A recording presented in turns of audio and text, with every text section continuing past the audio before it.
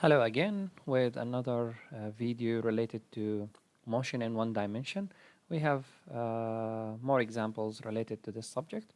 Now I have dragsters can achieve average acceleration of 26 meter per second square. Suppose such a dragster accelerates from rest at this rate for 5.56 seconds. How far does it travel in this time? All right.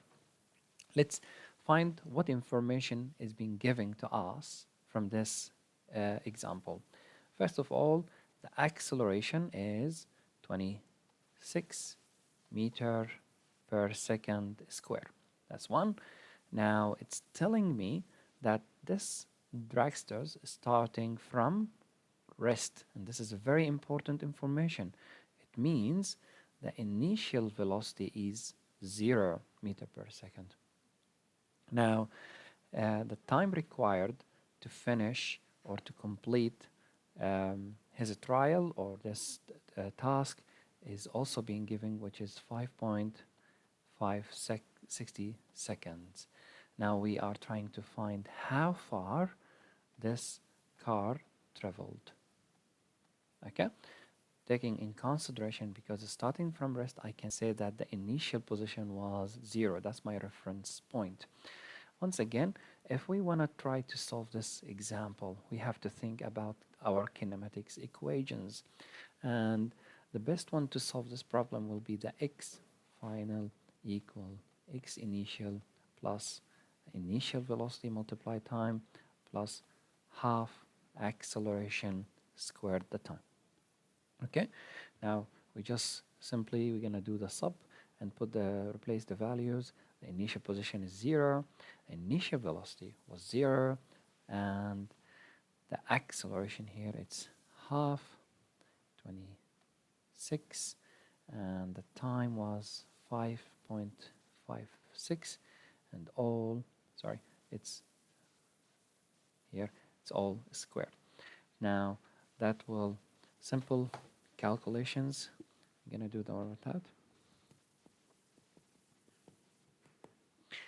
All right, that will give us 402 meter.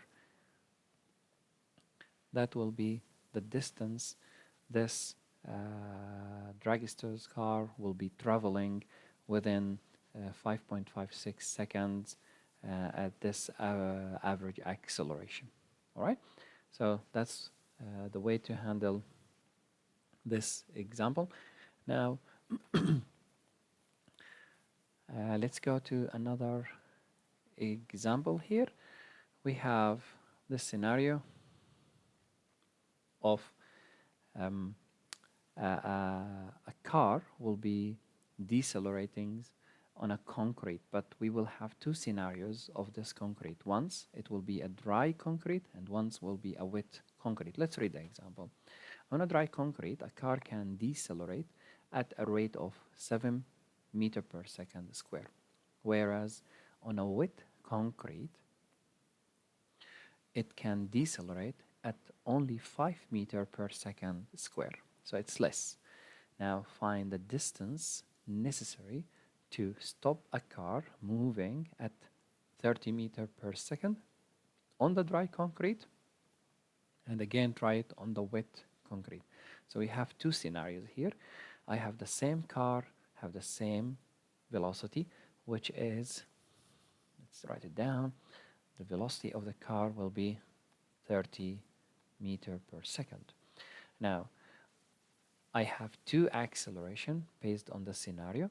It's either when it's dry or when it is wet. So if it's a dry, let's say here, we're gonna write a dry. It's that scenario of a dry concrete where the acceleration will be 7 meter per second square. Okay, now let's think about this problem. It's telling me from the example, it's to stop the car. To stop the car, that's another information, which means the final velocity is 0. Great, so I have the start velocity or the initial velocity. I have the final velocity. I do have the acceleration on the dry concrete.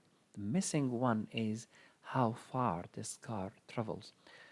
Uh, from looking to the kinematics equations, there is only one equation, doesn't really need the time, and it's really good for this scenario, which is the final velocity squared equal the initial velocity squared plus 2a and the change of distance or change of place. So let's do this one.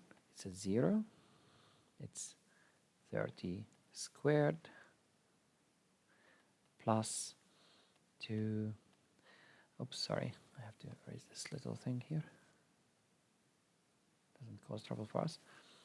So no one think it's 12. It's 2. And the acceleration, it's a -7 because it's a decelerate. This is deceleration. And the x is the missing value. So just simply rearrange your formula to find how much x, and it will be 30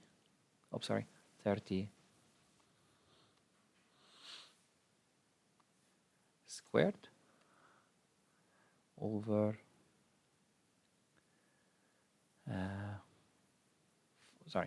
it's over 14 when we multiply 2 times the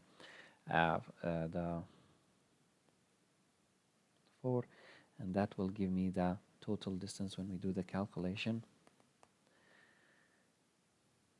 It will be 64.3 meter. That's the distance this car will be crossing or covering until it stops on the dry concrete. Let's do the same way for the wet floor or the wet concrete. Now this time here the acceleration is the 5 meter per second square, and we can put the minus now because it's clear. Even here I can put the minus. So let's follow the same formula. It's v final square equal the v initial square plus 2ax. Replacing the values, it's gonna be x simply. The initial velocity again, it's 30 squared over here 10 because it's 2 times 5, and when we do the math that will take us up to 90 meter, which is expected because the floor is wet or the concrete is wet, so that will make the ground a bit slippery, and it will require longer, or it will make the car cover long distance because it's slippery floor to reach and stop. Okay, this is the way to handle such an example when I have 2 different scenarios but with the same conditions or different conditions based on the acceleration. I hope you find this example useful, and see you with another one. Thank you.